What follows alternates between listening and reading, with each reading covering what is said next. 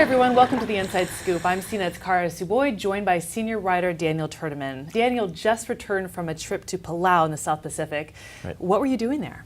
I was out there kind of documenting this expedition by a group called the Bent Prop Project, along with oceanographers from the Scripps Institution of Oceanography and the University of Delaware. And what they were doing is hunting underwater in the seas just off of Palau for airplanes that were shot down during World War II, where there's thought to be lots and lots of airmen who were missing in action. What have they found? Well, this year, right before I got there, they found two airplanes. One was a TPM Avenger, and the other one was an F-6F Hellcat. And these are planes that they've have been missing since 1944. What is the ritual when they do find one of these downed planes? Because this is a huge piece of history, obviously. Right. They took the boat to right over the two different sites, and they did this twice, once for each site.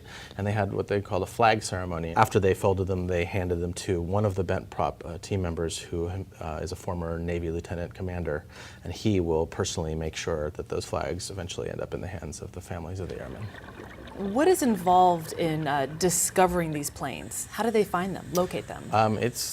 There's so many different pieces of that. It can be anything from an eyewitness account from a Palauan who saw where it happened. The team spent a lot of time at the American National Archives looking through old records, trying to find anything that refers to the planes being shot down. Then the technology element of it, which is fairly new. Oceanographers have these underwater autonomous vehicles called Remuses, and they look like little torpedoes.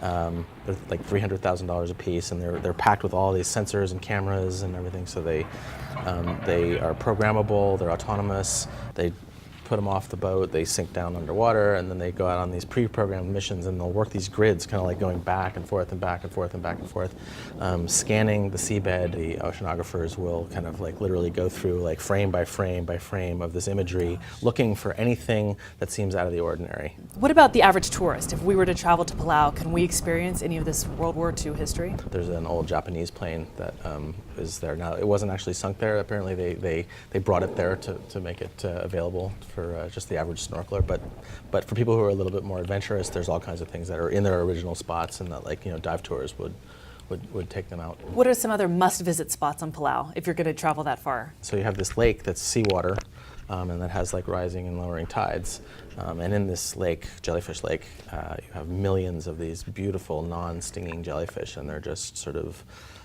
magical, very slow moving around, and you can snorkel in amongst them, as long as you're careful. Well, we are glad you're back in one piece. Thank you so much for sharing your stories. My pleasure. CNET senior writer Daniel Turdeman. I'm Kara Suboy. Thanks for watching this Inside Scoop.